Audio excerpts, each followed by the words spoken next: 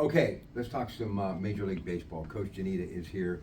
He, of course, the head baseball coach at Montour. I love my Pirates. Going back to 10 years of hosting Pirate Sunday. Still talk about him on the Coons Market Black and Gold Sunday show. You know, Bruce Bochy, I've always really admired him, and I think he proved that it's not all about analytics, but it's about what you learn playing Little League Baseball, right? What a sacrifice fly was, what a suicide squeeze bunt was, all of this stuff.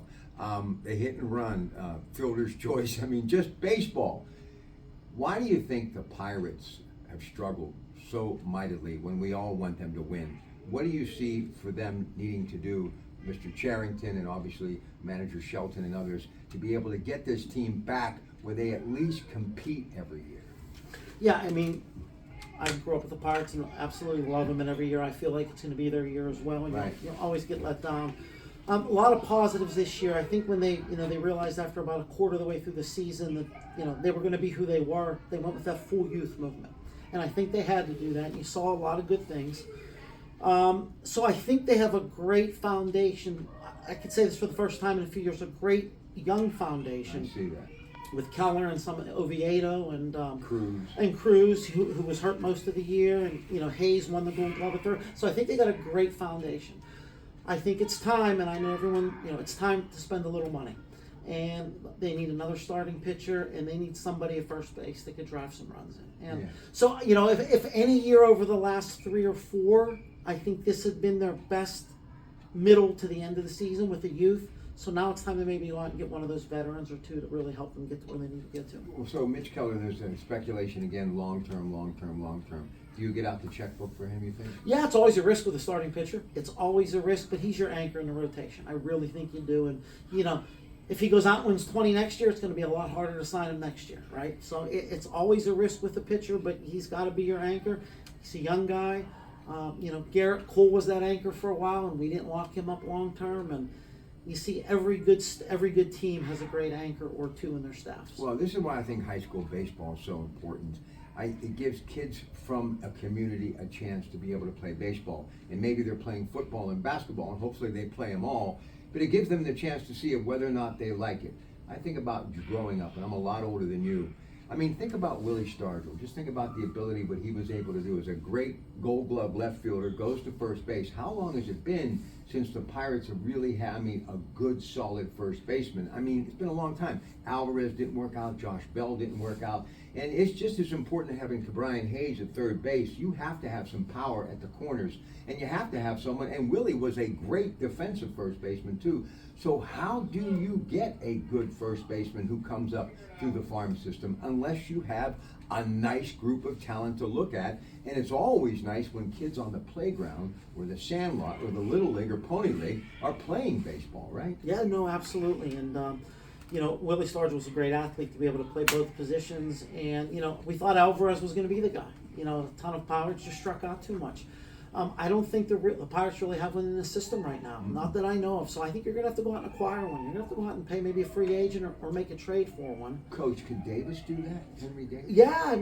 Yeah, because he's not a great outfielder, and it doesn't seem like he's going to catch much. So he could be. He swings the bat, and maybe that's the answer.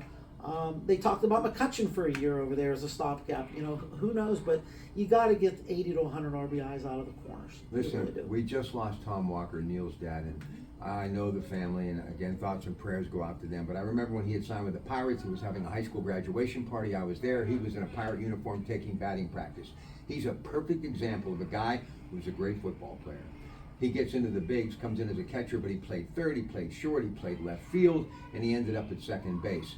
So if you have the ability to play a lot growing up, you have a chance to find a place to call your own if you get the opportunity to go to the big league. So everything he had to go through, and he may not be in the Hall of Fame, but make no mistake about it, he was an exceptional Major League Baseball player. He was a catcher out of high school, right? Right. So he played a lot of. He's an athlete. We encourage our baseball players, play other sports, be an athlete, play football, play basketball, play. A good athlete will find a home. They really will. All right, last thing, Coach Janeda here. We're talking baseball. So, talk about why some of the old grizzled veterans make great managers in Major League Baseball. Dusty, of course, just retired. Bruce Bochy, others.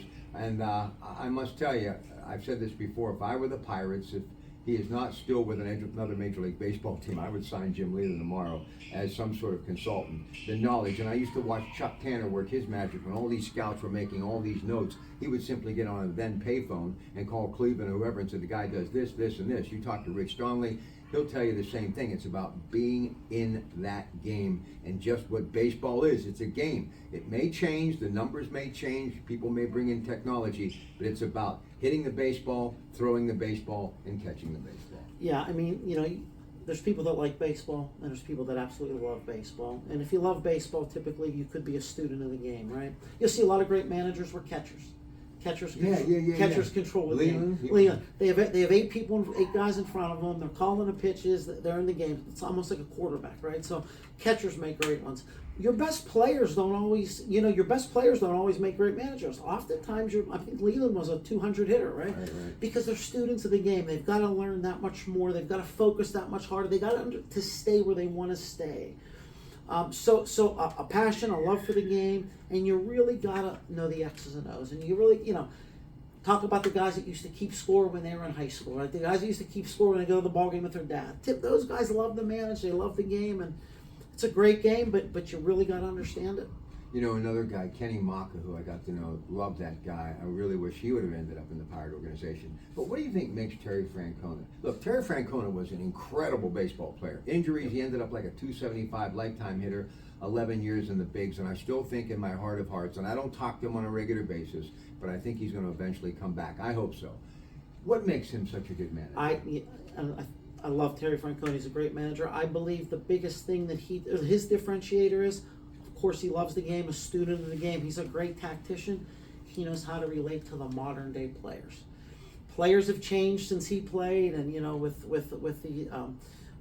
all of the diversity in the league and with people coming from all over the world now to play, Terry Francona relates to them all very, very well. So why did Council get $40 million to go with the Cubs and not go with the Mets?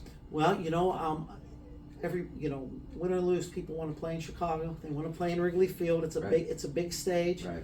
Milwaukee certainly hated to lose him. Council was a good player, but he wasn't another great manager. 97 World Championship team with Jimmy Leland. With Jimmy Leland, right?